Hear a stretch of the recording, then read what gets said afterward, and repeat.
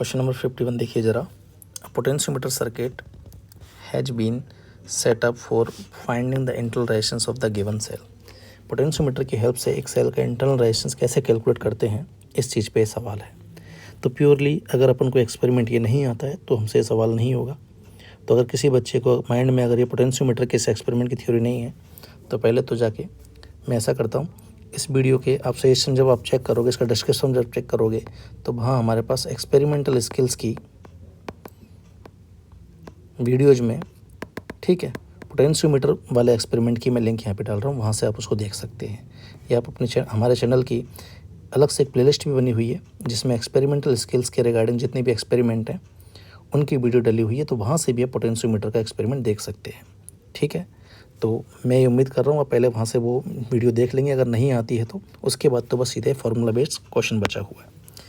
क्या होता है पोटेंशियोमीटर से एक्सपेरिमेंट, हम कैसे अपन एक्सपेरिमेंट करके इंटरनल रेजिस्टेंस फाइंड करते हैं। एक बार मैं हल्का सा उसका रफ आइडिया दे देता हूँ कि ये हमारे पास एक सेल हो गया प्राइमरी बैटरी, इसके साथ एक सीरीज रेजिस्टेंस जोड़ते हैं करंट को कंट्रोल करने के लिए। ये एक wire A B potentiometer wire जिसकी यूनिट लेंथ पे ड्रॉप जो है वोल्टेज का, दैट इज पोटेंशियल ग्रेडियंट। अब हम एक सेल लिया जिसका ईएमएफ नहीं पता, इंटरनल रेजिस्टेंस नहीं पता, गैल्वेनोमीटर लिया, फिर देखेंगे नल डिफ्लेक्शन कब आएगा। वो मान लो L1 लेंथ पे आएगा तो यहाँ से ईएमएफ आएगा E potential gradient into L1 के बराबर। ठीक है, कि तब है जब यहाँ पे कोई भी रेजिस्टेंस कनेक्ट नहीं किया, या बोल दो ओपन सर्किट रहा है इसके अक्रॉस, या इनफाइनाइट रेजिस्टेंस भी बोल सकते हो। उसके बाद सेकंड स्टेप में इसके अक्रॉस एक नॉन रेजिस्टेंस अपन कनेक्ट करेंगे। ठीक है, फिर से देखेंगे कि कितना हमारे पास कौन सी बैलेंस लेंथ आई है।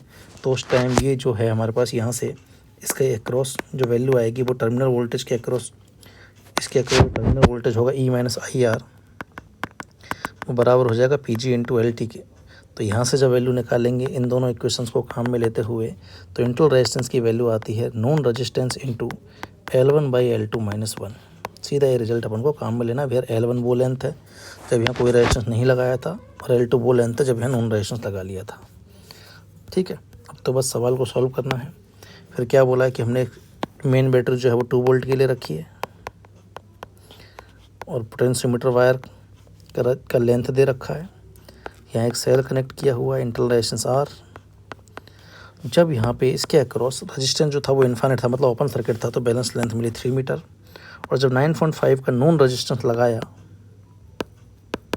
तो हमारे पास 2.85 मिली। तो ये L1 हो जाएगी और ये L2।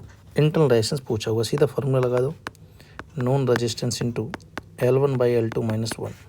अब नॉन रेजिस्टेंस दे रखा 9.5, L1 की वैल्यू है 3, L2 की वैल्यू है 2.85 माइनस 1। तो इसको सॉल्व करते हैं ज़रा, तो ये वैल्यू कितनी आ रही है हमारे पास, 3 डिवाइडेड बाई 2.85,